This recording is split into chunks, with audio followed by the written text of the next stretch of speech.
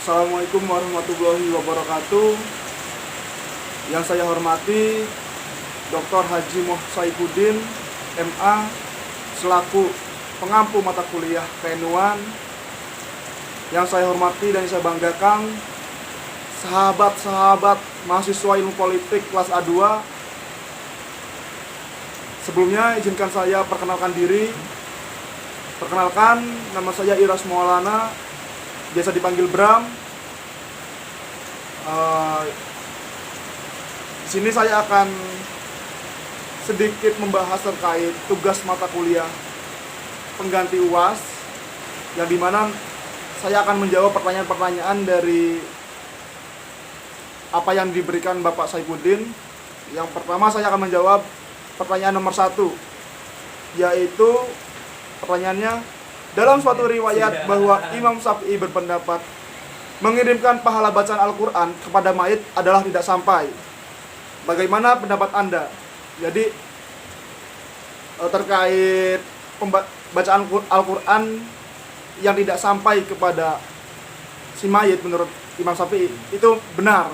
Karena apa? Karena di dalam kitab yang dikarangnya di situ hanya ada 3 perkara yang sampai kepada si mayit.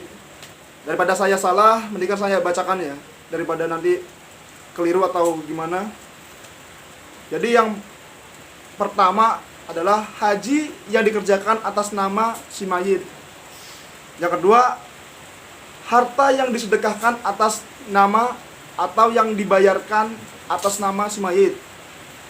Yang ketiga adalah doa. Adapun selain hal ini seperti sholat dan puasa, maka untuk pahalanya bukan untuk si mayit. Jadi pahalanya untuk yang dikerjakan, yang mengerjakan. Itu untuk pertanyaan nomor 1. Kemudian di sini juga saya akan menjawab nomor 3. Nah, pertanyaan seperti ini. Jelaskan apa argumentasi orang-orang yang menolak tahlilan dan bagaimana Anda menanggapinya. Baik. Terkait orang-orang yang menolak atau tidak suka dengan tahlilan, ya di sini saya mengatakan bahwasanya orang-orang Islam yang konservatif atau Islam garis kanan, garis lurus, yang kelurusan, itu memang menolak adanya tahlilan. Karena apa? Dia menganggap bahwasanya tahlilan adalah bid'ah. Karena pada zaman Nabi itu tidak ada yang namanya tahlilan. Nah, kemudian pendapat saya sesuai literatur yang saya baca terkait tahlilan itu diperbolehkan. Karena apa? Karena yang namanya tahlilan itu kan sebuah tradisi yang disampaikan oleh para wali songo yang masuk ke Nusantara, yang dimana waktu itu para wali songo menyebarkan agama Islam dengan ramah, bukan dengan cara yang marah.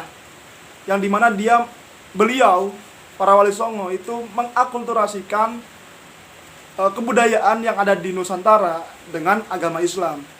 Seperti itu. Terus kemudian saya akan menjawab pertanyaan nomor 4. Yang dimana soalnya seperti ini. Apakah mengirim doa untuk mayit selama 7 hari, 40 hari, 100 hari, dan seterusnya adalah tradisi Hindu? Bagaimana Anda menanggapi dan jelaskan dalil-dalil yang memperbolehkan amalan tersebut? Baik, untuk terkait mengirimkan doa 7 hari, 100 hari, dan seterusnya, itu adalah bukan berawal dari tradisi Hindu. Menurut Agus Sunyoto, seorang penulis buku Sesi Jenar, dia mengatakan bahwasanya di dalam agama Hindu itu tidak ada yang namanya semacam mengirimkan doa dalam 7 hari, 100 hari, dan seterusnya. Yang ada hanya di dalam Hindu, yang ada hanya kegiatan mengirimkan doa 12 tahun sekali. Itu dalam Hindu menurut Agus Sunyoto, seorang penulis buku Syekh Siti Jenar. Dan menurut beliau adanya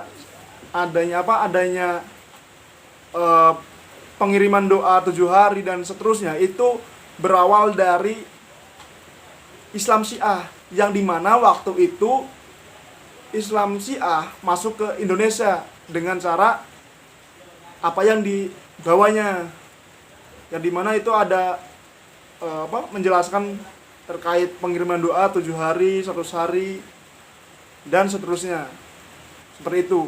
Jadi itu bukan dari agama Hindu, itu adalah ajaran yang dibawa oleh kelompok Syiah yang masuk ke Indonesia, seperti itu. Kemudian yang terakhir, saya akan menjawab pertanyaan nomor 6.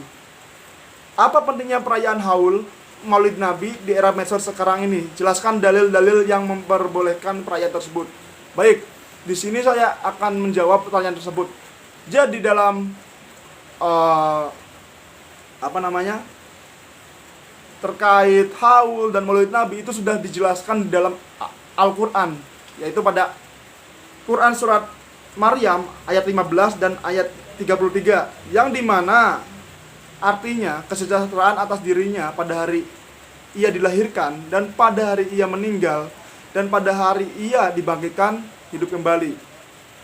Ayat tersebut adalah sebuah penghormatan dari Allah SWT kepada Nabi Yahya bin Zakaria pada saat itu, lalu mengistimewakannya dengan salam sejahtera atau penghormatan atas kelahiran Nabi Yahya, bukan hanya penghormatan saat ia lahir, tapi juga saat kewafatan dan saat Nabi Yahya dibangkitkan lagi kelak di hari kebangkitan semua manusia.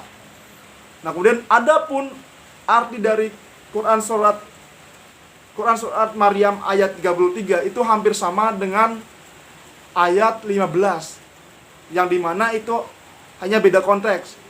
Yang ayat 15 itu menceritakan terkait Nabi Yahya bin Zakaria, kemudian yang ayat 33 itu menceritakan tentang Nabi Isa, bagaimana Allah Subhanahu wa taala menghormati seperti apa yang saya sebutkan tadi di Nabi Yahya.